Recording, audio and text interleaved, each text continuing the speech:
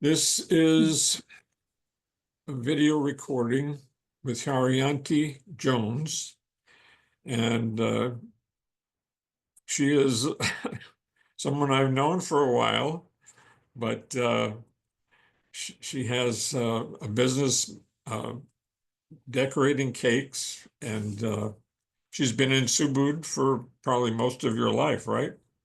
No, no, actually, no. I've been in Subud for 21 years. 10 years. Wow. Okay. So can you start by just telling us how you found and came into Subud? From my mother. It's that easy, yeah. So from my mother, she found Subud through her gym friend. Uh, so she was open in 2002, and then my brother was open the year after. My sister was open, who is now living in Australia. She lives in Australia. Was open in the same year, and then I was open in 2004, and then my father was open the next year in 2020, in 2005. So it was kind of contagious in the family, Yeah. contagious in a good way. However, it's only us, the girls, who are still going to Larihan. Yeah, my mother, me, and my sister. Oh, good. Um, so how did your mother find Subud, if you don't mind my asking? From her gym friend. She was a long time member. And then one morning, they went to the gym together, and she said, "Oh, I'm going to Subud. I'm going to do Larihan. It's gonna feel so good." And my mom was like, "What is that? What is Subud? What is Larihan? Can I go with you?" And she was like, "Yeah, you can come." And then she went. She went to Subud Cilandak, the Wisma Subud, and she was just sitting outside. Well, she was not open, so she could not go in. So she was just waiting outside. And when her friend finished her larihan, she said, "Come on, let's go." And then my mom was like, "No, I like it here. I want to stay longer." So she was hooked. The rest is history. Uh, so you were probably only 3 years in Subud in New Zealand whenever I met you, I think, right? Wow, it was 2010, so 6 years. Oh, 6 years. Okay. Yeah, I'm yeah. confused about when that Congress was. So can you tell me something about your Subud life and how it's been going for you? Wow. If I look back, my old self, I am so grateful that I found Subud. Like Ibu said, you don't become a good person just going to Latihan. You have to put the efforts. You have to try to be a better person. So I found that very true, like very attentive to my behavior, my habits. I don't want to talk about the way I used to be. It's not really good to tell. But yeah, I'm very grateful that I found Subud, and I found Ibu's advice and Babat talks are very, very beneficial inside and outside. Yeah. Um, One of the things for me is the way I found my decorating passion. I'm in decorating cakes. When I lived in Indonesia, so I moved to the US in 2019 because I got married to a Subud man. When I was in Indonesia, I was a corporate girl. I I never cooked. I didn't even have an oven. No, no, that was not my thing. I was climbing a career ladder, like, very corporate. But at that time, I also remember Ibu Rahayu. This is my words, not Ibu Rahayu's words, but yeah, this is what I remember from her. That for young people, just do what you can and do what you like if you don't know what your talent is, and start from there. Um, so that's what I did. I liked art, I like business, so I was in marketing, and I loved my job. And it was a pretty good run. I had a good life. I had a good career, and then got married. And my husband now live in the US, so I moved to the US in 2019. And that's when I started to learn how to cook. In Indonesia, food is cheap, easy, and tasty. So why bother cooking? I lived alone. So yeah, never cooked. When I moved here, I learned how to cook and I saw this video about decorating cakes and I started doing it. It was Christmas 2020. It was Christmas 2020. That was the first time I decorated a cake. I think even before that, a couple of months before that, I was still using a cake mix from a box because I didn't know how to make a cake from scratch. But I learned, and it wasn't hard apparently. Um, yeah, so that's when I first started decorating a cake in December 2020. I posted on social media, and then friends and family were like, "Did you make that?" Yes. How did you do it? And I said, "It was not that difficult, really." It was funny because people say if you have the talent, you tend to do things that can be difficult for other people, but it's just easy or it's just okay for you. Yeah. So apparently it is something that I have. I just didn't know because no, I didn't explore that. I didn't explore that part of me. But also I feel it's because of the Larihan. The Larihan trains me to know more about myself and to feel the guidance. And I feel that Mhm. for decorating, it's on my hands. Um, so yeah, that's where I started decorating cakes. I also believe that we can have more than one talent. I Mhm. like business. I'm still in business. I've been helping my husband. It's been fun. I like building strategies for, like for business, and I'm still doing that. Yeah. I think in one of the talks, Ibrahim, you also mentioned that you can have more than one talent. Yeah. And it's the reality for me. I listen to Bapat talks and Ibu talks, and I have found the reality in it. That's why I'm hooked. I really like listen to the talks. Well, I've seen some of your cakes and they're beautiful. So, Yeah, it's so fun making them. I just started selling wedding cakes last year.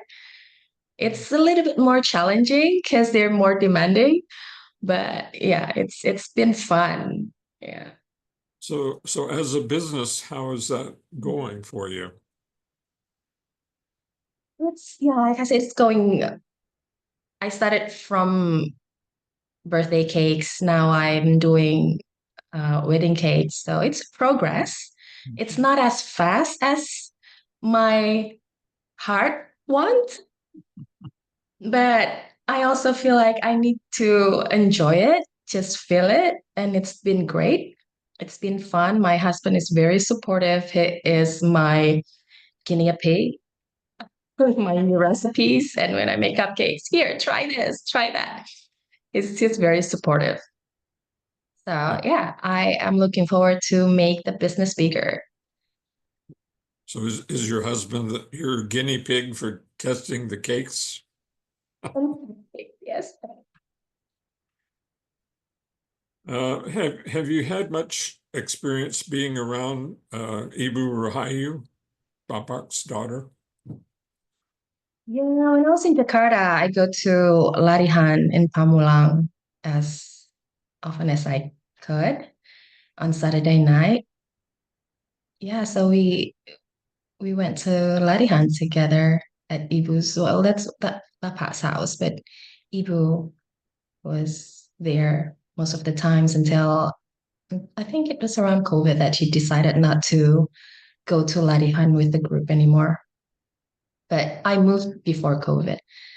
So yeah, it It's undescribable, actually. Um, I remember the passing from Ibu Rahayu that was given in Cilandak. Uh, she often gave testing in the Ramadan in the night of power, and it was amazingly powerful. It yeah, because testing is not merely asking a question, but also channeling. So I found testing with Ibu Rahayu is just uncomparable. Yeah, uh, yeah. I mean, it's great, and Ibu a few times asked about body parts, like awakening, and I felt that very beneficial in my daily life. So can you talk about any kind of experiences that you've had through Subud that kind of affected your life?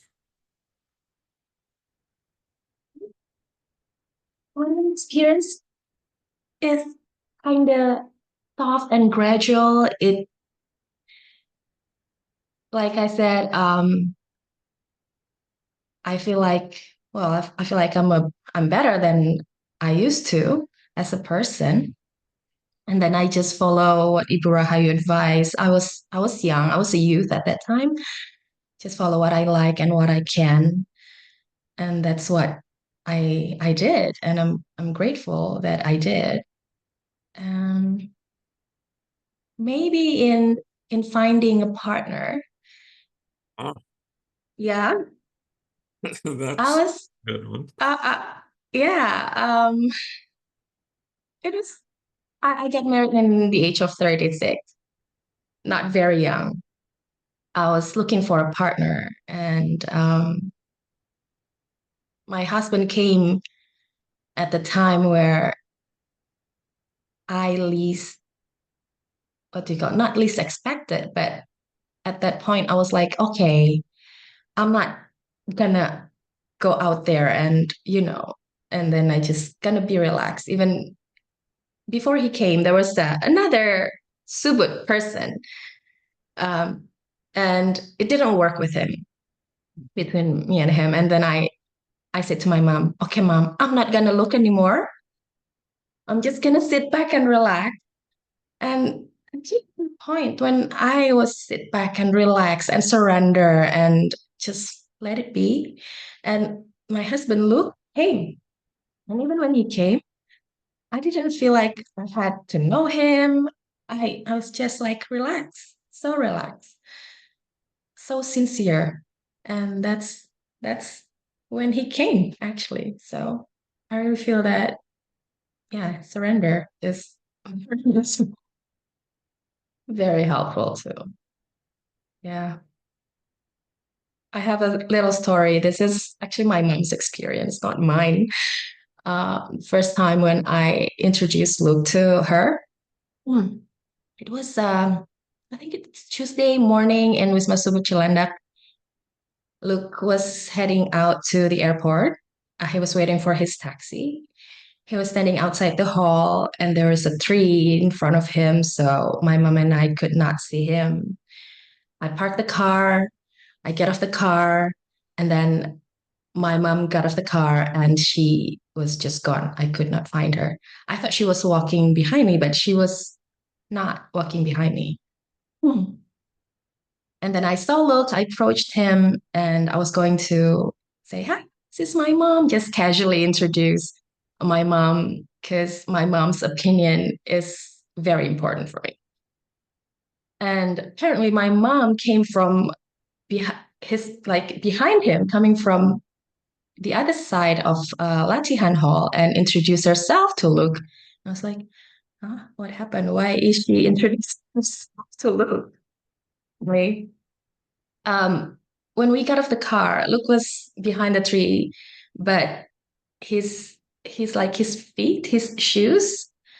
My mom could see his shoes, like his feet or his shoes, and somehow she had that receiving that those are the feet of Haryanti's husband. And she didn't tell me that until we were getting married, like close to the wedding day, because she didn't want it to interfere my decision, my own decision. Yeah, she was there, just saw his shoes, basically, not even his feet, because he was wearing shoes, and she knew. Hmm. Yeah, So you had some guidance there, huh? yeah, yeah. What about more recently? How's Subud affected your current life? Hmm. Oh, I feel like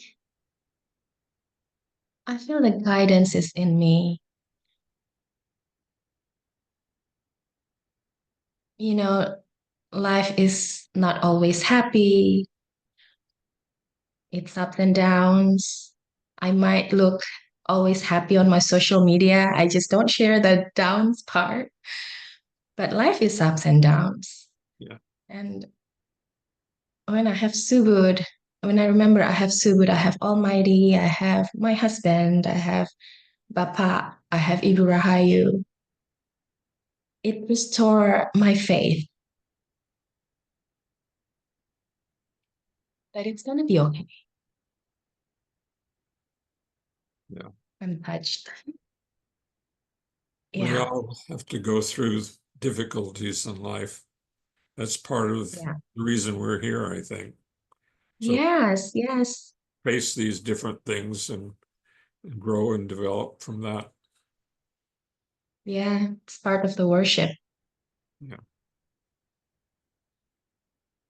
Yeah, Well, I'm very grateful. do you have anything else you would like to talk about? Um,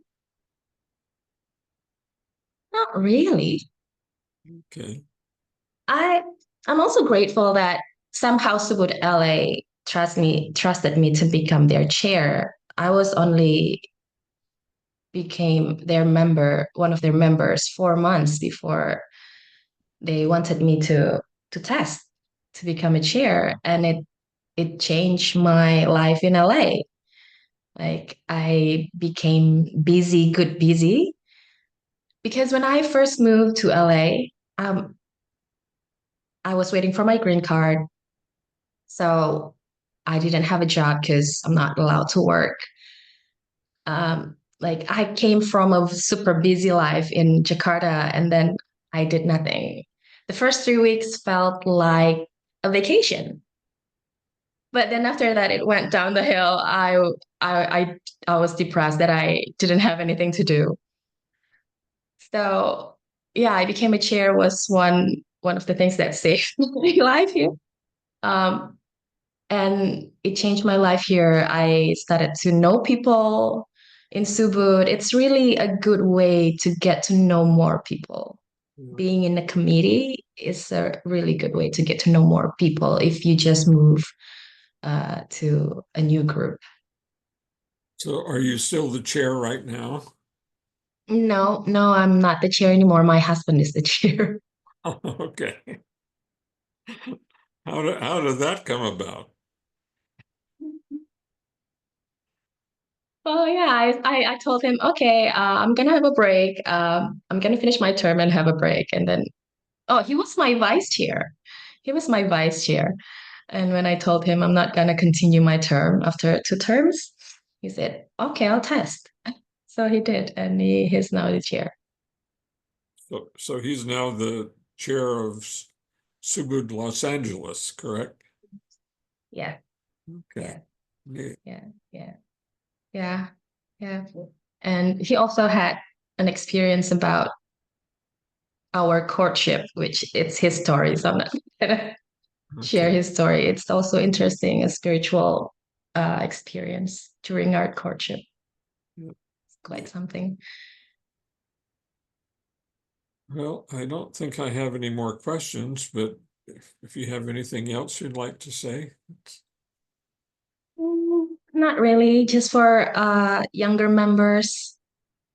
I've mentioned it before that there's a talk from Ibu Rahayu saying that just do what you like and do what you can at the moment. If you have not found your talent, just start with that.